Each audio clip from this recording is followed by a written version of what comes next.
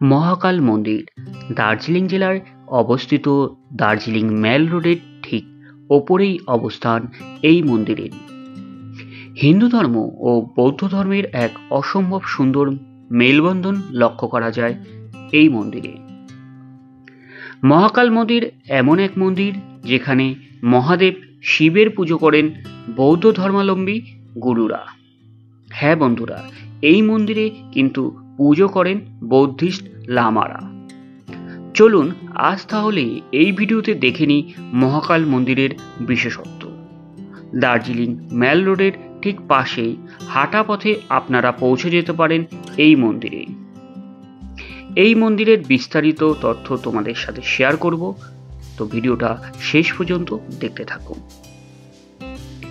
এখন আমি আছি দার্জিলিং মেল রোডে, আর এই অসম্ভব সুন্দর দার্জিলিং মেল রোডের ঠিক পাশেই কিন্তু রয়েছে মহাকাল মন্দির। দার্জিলিং মেল রোডের ঠিক পাশেই ডান দিকে যে রাস্তাটি চলে গেছে, সেই রাস্তা ধরে বেশ কিছুটা তোমাদেরকে এগিয়ে যেতে হবে। আর ডান দিকে এই রাস্তার ধার দিয়ে পাহাড়ের সৌন্দর্য দেখতে দেখতে এই মন্দিরে তোমরা পৌঁছে যাবে। অসম্ভব সুন্দর এই প্রাকৃতিক সৌন্দর্য দেখতে দেখতে মহাকাল মন্দিরে পৌঁছে যাবে। হাঁটা পথে দার্জিলিং থেকে মাত্র 3 মিনিট মতো লাগে। বেশ কিছুটা হাঁটার পরে তোমাদেরকে বাঁ দিকে এরকম একটা সিঁড়ি চোখে পড়বে, আর এই সিঁড়ি দিয়ে তোমাদেরকে ওপরে উঠে যেতে হবে। বন্ধুরা, বয়স্ক মানুষ এবং সবার জন্যই বেশ কিছুটা কিন্তু এই মন্দির ওপরে হওয়ায় কষ্ট কিন্তু হতে পারে। তো বেশ কিছুটা খাড়া রাস্তা কিন্তু এই মন্দিরের উদ্দেশ্যে যাওয়ার জন্য।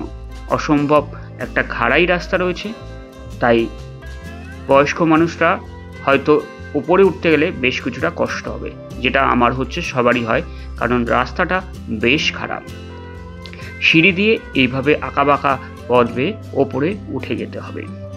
বন্ধুরা, এবার তোমাদেরকে বলে রাখি এই মন্দিরে কখন আসলে তোমরা পুজো দিতে পারবে। এই মন্দিরে পুজো দেওয়ার সঠিক সময় ভোর 4টে থেকে সন্ধে 6টা পর্যন্ত। এই মন্দিরে থাকা বিভিন্ন হিন্দু দেবদেবীদের পুজো করেন বৌদ্ধিস্ট লামারা। অবজারভেটরি হিলের ওপরে 1882 সালে এই মন্দিরে নির্মাণ কার্য শুরু হয়। হিন্দু এবং বৌদ্ধ ধর্মের এক অসম্ভব মেলবন্ধন কিন্তু এই মন্দিরে চোখে পড়বে। আগে এখানে দার্জিলিং নামে এক বৌদ্ধ মঠ ছিল।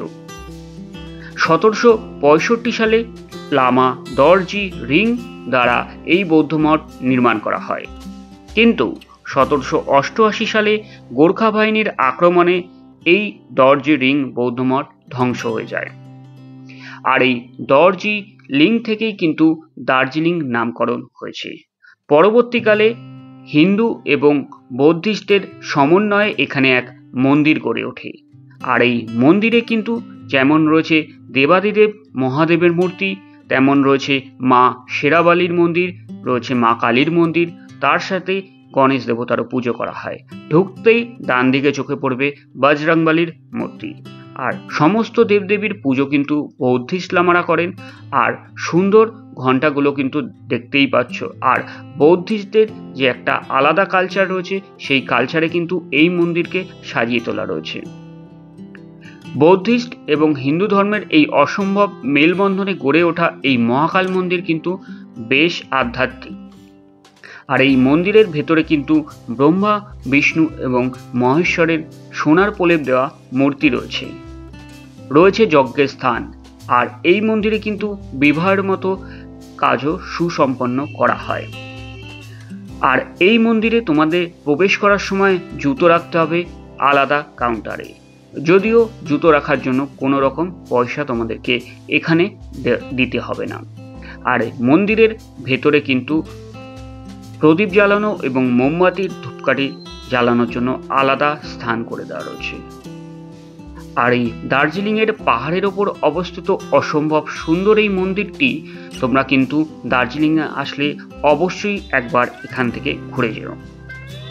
এখানে না আসলে বুঝতে পারবে না এখানের মাহাত্ম্যটা কত বড়। আর এত সুন্দর একটা শান্তির জায়গা মহাকাল মন্দির, দার্জিলিংয়ের এই মন্দিরে আসলে অবশ্যই তোমরা বুঝতে পারবে। তো বন্ধুরা, মহাকাল মন্দিরের ওপর এই ভিডিওটি তোমাদের কেমন লাগলো অবশ্যই কিন্তু কমেন্ট বক্সে কমেন্ট করে জানিও।